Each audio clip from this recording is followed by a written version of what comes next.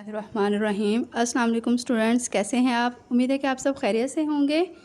اس channel کو subscribe کریں تاکہ آپ مزید ویڈیو سے استفادہ حاصل کر سکیں۔ آج ہم سبق نمبر 10 ملکی پرندے اور دوسرے جانور پڑھیں گے۔ اس سبق کو پڑھنے سے پہلے ہم اس کے مصنف کا تعارف پڑھتے ہیں۔ اس سبق کے مصنف کا نام شفیق الرحمان، جو کہ 1920 میں پیدا ہوئے اور 2000 میں انہوں نے وفات پائی۔ کچھ کتابوں میں ان کی وفات کا ذکر کیا گیا ہے کہ ان کی وفات 1999 یعنی کہ 1999 میں انہوں نے وفات پائی، لیکن ہماری بک کے اکارڈنگ کیا ہے، ان کی وفات 2000 ہے۔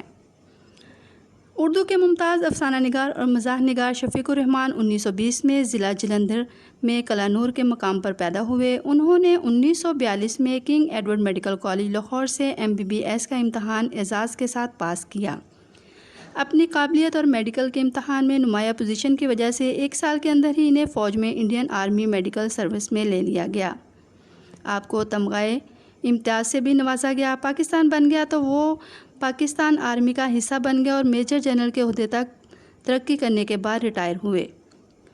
1980 میں ان کا تقرر اکادمی ادبیات پاکستان یعنی کہ علم و ادب کو ترقی دینے والی انجمن کے چیئرمین کی حیثیت سے ہو گیا، جہاں انہوں نے 6 سال میں یعنی 1986 تک علم و ادبی خدمات انجام دیں۔ شفیق الرحمان کے مزاج کا انداز بہت ہلکا پھلکا اور نہایت شائستہ ہے۔ ان کے ہاں نہ تو الفاظ کی بازیگری سے مزاح پیدا کرنے کی کوشش نظر آتی ہے اور نہ ہی محض مزاح پیدا کرنے کی غرض سے ایک باوقار مقام سے نیچے اترنے کا رجحان ملتا ہے۔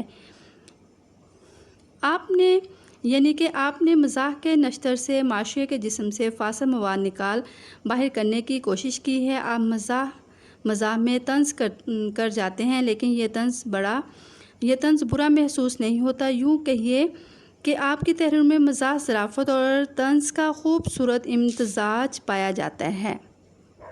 آپ الفاظ اور خیال دونوں کی مدد سے مزاح پیدا کرتے ہیں۔ فکروں کی چستی، بندش اور شگوفہ طرازی عبارت میں ایسا احساس پیدا کرتی ہے کہ قاری مزے لے لے کر پڑھتا جاتا ہے اور بوریت محسوس نہیں کرتا۔ ان کی تحریریں حصے مزاح رکھنے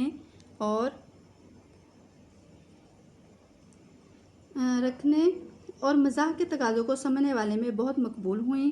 1942 میں آپ کے افسانوں کا پہلا مجموعہ کرنیں شائع ہوا۔ آپ کے دیگر مجموعوں میں شگوفے، مد و جزر، حماقتیں، مزید حماقتیں اور دجلہ وغیرہ زیادہ مشہور ہیں۔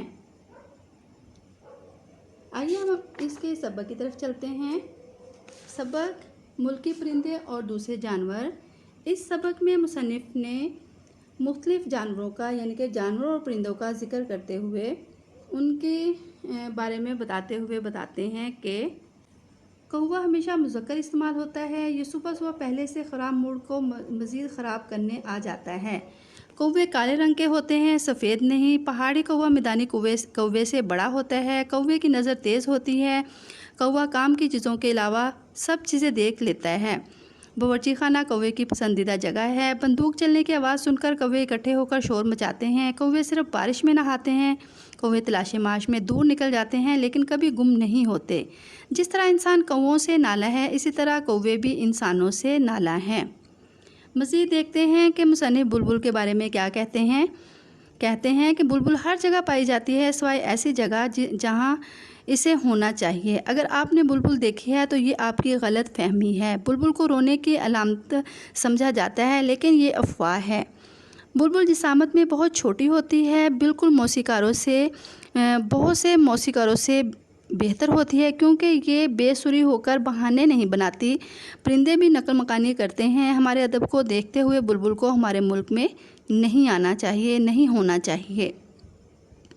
نیکسٹ بھینس کے بارے میں دیکھتے ہیں کیا کہتے ہیں کہ سب بھینسیں کالی ہوتی ہیں۔ گائے ہر ملک میں پائی جاتی ہے مگر بھینس نہیں۔ بھینس کے بچے شکل و صورت میں خاندان والوں جیسے ہی ہوتے ہیں۔ بھینس ہمارے بغیر رہ سکتی ہے، ہم اس کے بغیر نہیں۔ بھینس کی آمد و رفت کے بارے میں پتہ چلانا مشکل ہے۔ بھینس ورزش اور غذا کا خیال نہیں رکھتی، جس طرح کچھ لوگ بھی نہیں رکھتے۔ بھینسیں سوچتی نہیں، اس لیے وہ انسانوں سے بہتر ہے۔ بھینس کو بین سے کوئی دلچسپی نہیں۔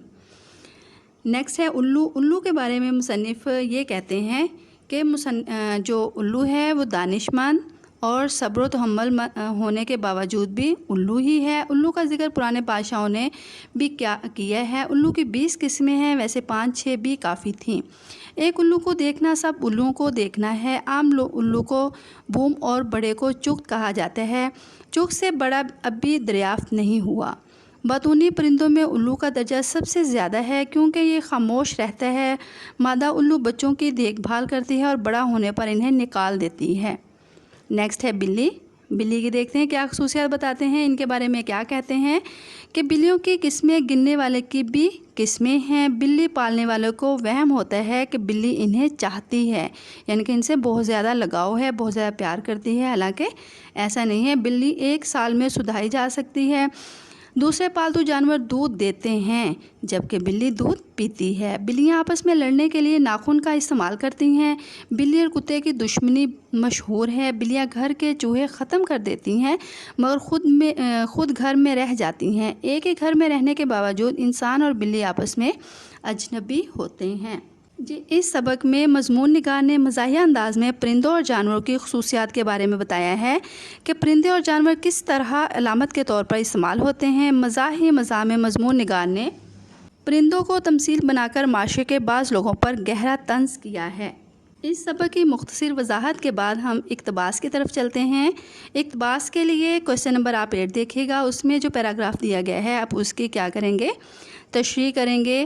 اقتباس کے لیے ہے، اس کو سٹارٹ کریں گے۔ آپ سب سے پہلے لکھیں گے اقتباس، اور یہ ہے ہیڈنگ اس کی ہے بلبل۔ بلبل کا جو سیکنڈ پیراگراف ہے اس میں سے یہ پیراگراف لیا گیا ہے کہ بلبل پکے راگ گاتی ہے یا کچے، یہاں تک، اور نیکسٹ ہوگا اس کا پیراگراف کا اختتام ہوگا آپ تنگ آ جائے تو اسے خاموش کرا سکتے ہیں۔ یہاں تک یہ پیراگراف آپ نے لینا ہے۔ پھر اس کے بعد آپ نے لکھنا ہے حوالہ متن، بالکل ایسے ہی جیسے ہم لکھتے ہیں۔ اگر اس کا ماخذ ہے تو آپ لکھیں گے اس کا ماخذ یقیناً موجود ہے مزید حماقتیں، تو اس کا ماخذ بھی آپ لکھیں گے۔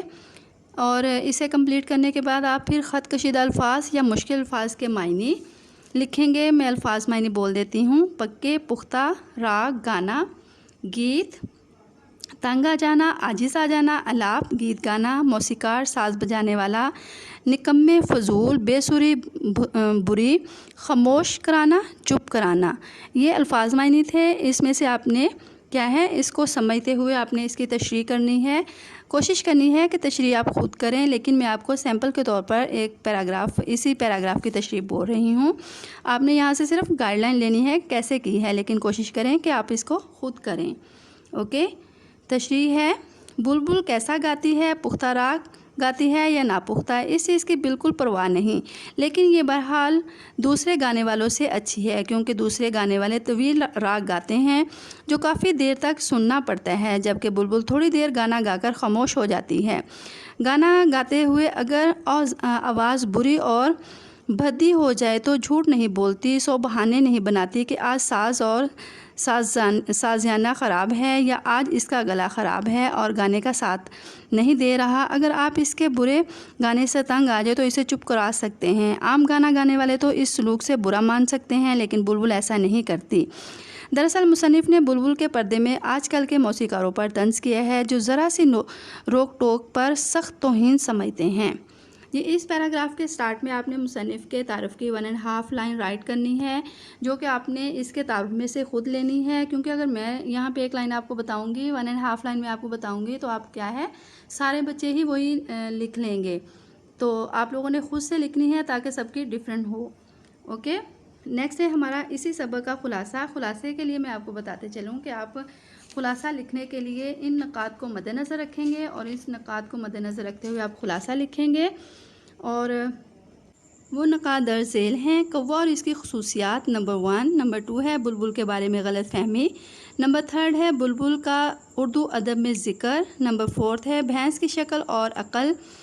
نمبر 5 الو کی قسمیں۔ نمبر 6 الو کا پرندوں میں مرتبہ۔ نمبر 7 بلی کا سدھانا۔ نمبر 8 چوہوں کی دشمنی۔ یہ تھے اس کے پوائنٹس، اور آپ نے ایک پوائنٹ پر ایک پیراگراف نہیں لکھنا بلکہ 4 پوائنٹس کو اکٹھے کرتے ہوئے ایک پیراگراف اور نیکسٹ 4 کا ایک پیراگراف، یعنی کہ آپ اپنے خلاصے کو 2 پیراگرافس میں لکھیں گے، اور خلاصہ بہت زیادہ طویل نہیں ہونا چاہیے، خلاصہ اتنا ہونا چاہیے یعنی 1.5 پیج ہونا چاہیے، ہاف پیج سے تھوڑا سا زیادہ ہو سکتا ہے۔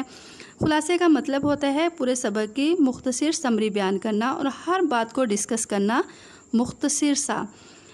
جی یہ تھے اس کے اہم نکات۔ اب خلاصے کے اندر جو آپ نے لفظ اس سے مارکر سے رائٹ کرنے ہیں ان کے بارے میں سن لیں کہ جو ان کے دیے گئی ہیڈنگ دی گئی ہیں، جیسے کوا، بلبل، بھینس، الو، بلی، آپ ان کو کیا کریں گے؟ مارکر کے ساتھ رائٹ کریں گے۔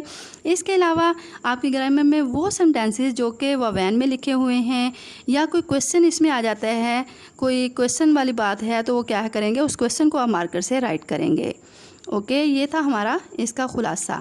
اب آپ کیا یاد کریں گے؟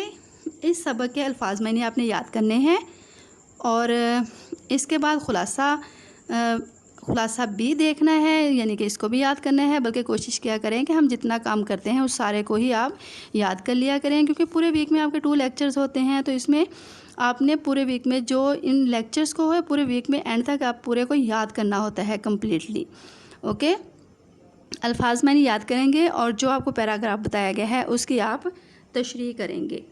اپنا ورک کمپلیٹ کر کے مجھے رپورٹ کیجیے گا۔ اٹس اوکے، اللہ حافظ، بیسٹ آف لک۔